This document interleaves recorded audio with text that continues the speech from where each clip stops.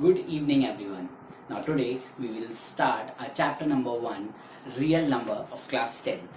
Okay, now, what is real number? Real number consists of these all numbers. Now, first, what are these numbers? First, natural numbers. Natural numbers are the counting numbers.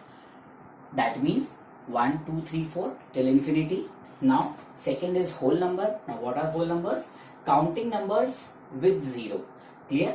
कि जिसमें जितने भी counting number है 1 2 3 4 वो आएंगे with an additional value additional digit zero. तो 0 1 2 3 4 till infinity is your whole numbers.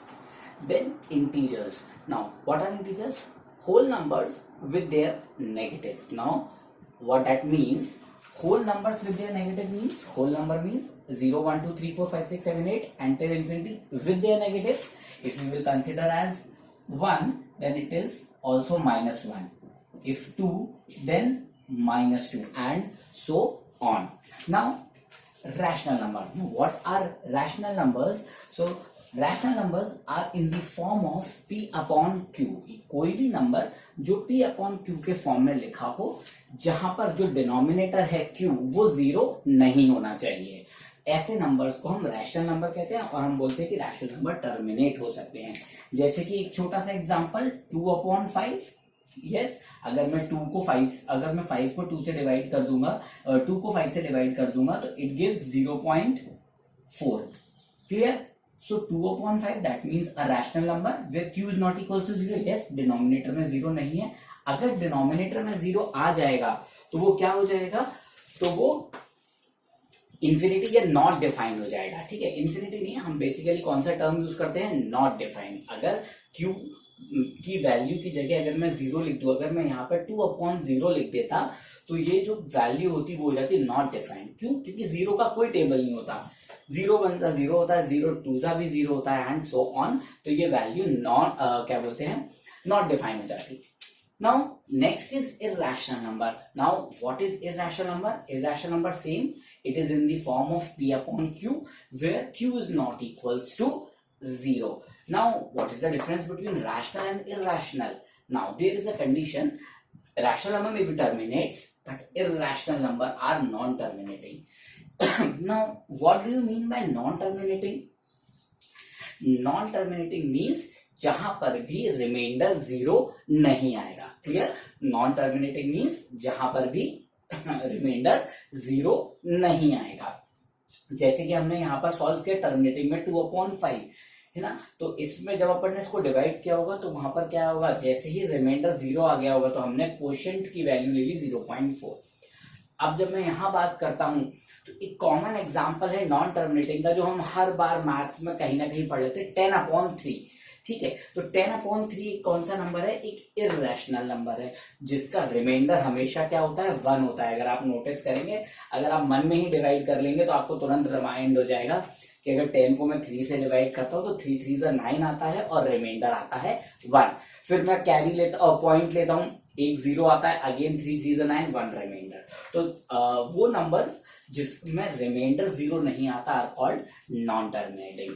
Now irrational number के अंदर एक तो क्या होगा कि जो भी फ्रैक्शन होगा वो नॉन टर्मिनेटिंग होगा. अब नॉन टर्मिनेटिंग के साथ साथ या तो वो रिपीटिंग होगा या वो नॉन रिपीटिंग होगा. अब रिपीटिंग और नॉन रिपीटिंग का मतलब, जैसे कि मैंने अभी समझाया कि अगर नॉन टर्मिनेटिंग के साथ रिपीटिंग है, तो जैसे मैंने एक एग्जांपल दिया था 10/3, तो इसका आंसर क्या हुआ था? 3.3 बार. बार हम कहा यूज करते हैं? जब भी ये वैल्यू कंटिन्यूशन में आती है तो हम वहां पर बार यूज करते हैं. तो इसका मतलब नॉन टर्मिनेटिंग रिपीटिंग, जहां पर क्वोशिएंट में जो डिजिट है वो बार बार रिपीट हो रही हो.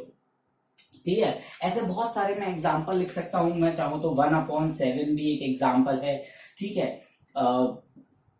सेम और भी बहुत सारे एग्जांपल्स हो सकते हैं जहां पर इनका मतलब क्या होता है कि जिसका क्वोशिएंट होगा वो बार बार रिपीट होगा. अब आ जाता हूं मैं नॉन टर्मिनेटिंग पे. नॉन टर्मिनेटिंग मतलब क्या होता है? नॉन रिपीटिंग का मतलब क्या होता है कि उसका रिमाइंडर तो 0 नहीं रहेगा, बट जो क्वोशिएंट की वैल्यू है वो हमेशा डिफरेंट आएगी. इसका सबसे इजी एग्जांपल है पाई. जब अगर आप ऑनलाइन भी चेक करेंगे पाई की वैल्यू, जो कि हम एक अप्रोक्सीमेट वैल्यू लेते हैं पाई की 3.14, बट वो हम एक अप्रोक्सीमेशन वैल्यू लेते हैं, बट वो एक एग्जाम्पल है इररेशनल नंबर का जो कि नॉन टर्मिनेटिंग नॉन रिपीटिंग होता है। वो 3.14 के बाद कंटिन्यूएशन वैल्यू चली आती है जो कभी भी एंड नहीं होती है। ठीक है, अनदर एन इंपॉर्टेंट एग्जाम्पल, अगर मैं अंडर रूट के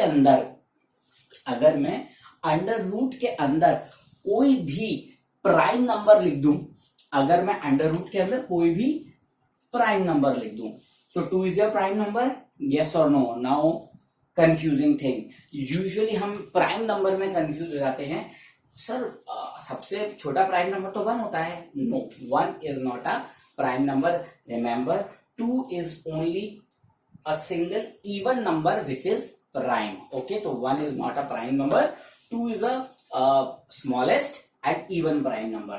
तो जितने भी नॉन टर्मिनेटिंग नॉन रिपीटिंग होंगे तो या तो एक कांस्टेंट वैल्यू मैंने बताया पाई, या अंडर रूट के अंदर जो कोई भी प्राइम नंबर होगा, जैसे कि 2, 3, 5 and so many examples. Clear? So this is your introduction part कि what is real number exactly, कि रियल नंबर क्या होता है, इन सब के कॉम्बिनेशन या रियल नंबर के अंदर ये सारे नंबर्स आते हैं, चाहे वो होल नंबर हो, नेचुरल नंबर हो, इरेशनल, रैशनल हो या इंटीजर हो।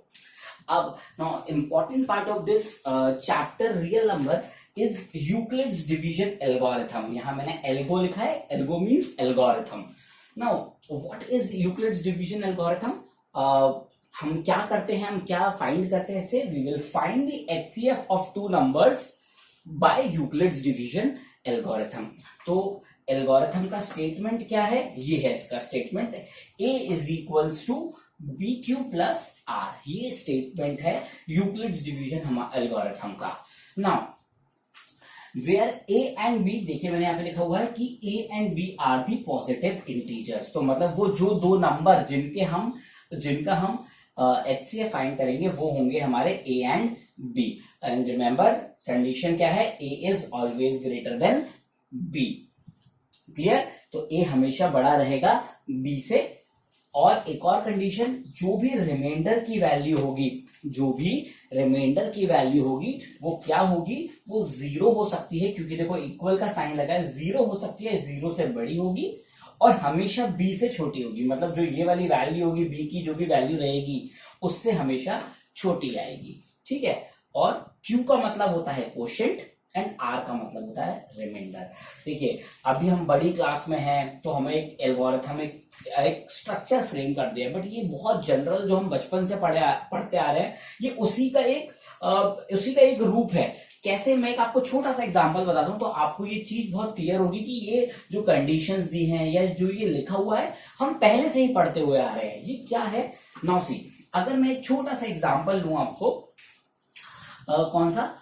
If I divide 17 by 2, yes, if I will divide 17 by 2, तो ये दो नंबर हो गए हमारे। ठीक है, तो मेरे को सिंपल सा होगा 2 8 जा 16 and when we subtract it we will get 1 as remainder। Clear? देखो इसी को कुछ मैंने यहां पर इस तरीके से लिख दिया है। अब देखिए a and b are the two numbers, तो 17 and 2 are those two numbers, तो 17 is equals to b is your second number 2।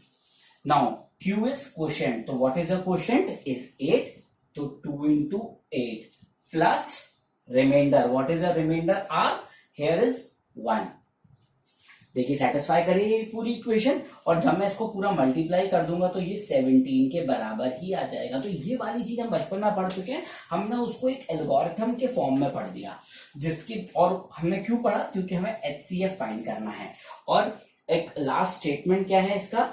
HC. अब अगर मान लो मैंने ये एल्गोरिथम लगा ली, और मैं कब पहचानूंगा कि सर मेरा एचसीएफ आ गया इन दो नंबर का? जब भी रिमाइंडर की वैल्यू, अगर रिमाइंडर की वैल्यू एंड में 0 आ जाए तो that means your the value of B, जब भी रिमाइंडर की वैल्यू 0 आ जाए तो जो बी की वैल्यू होगी वो आपका एचसीएफ हो जाएगा। ठीक है?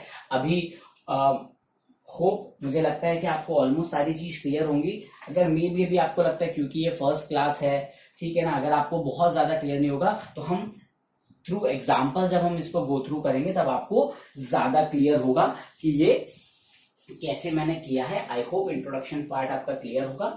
सो we will solve the question in the next video. Till then, thank you. Stay home and stay safe.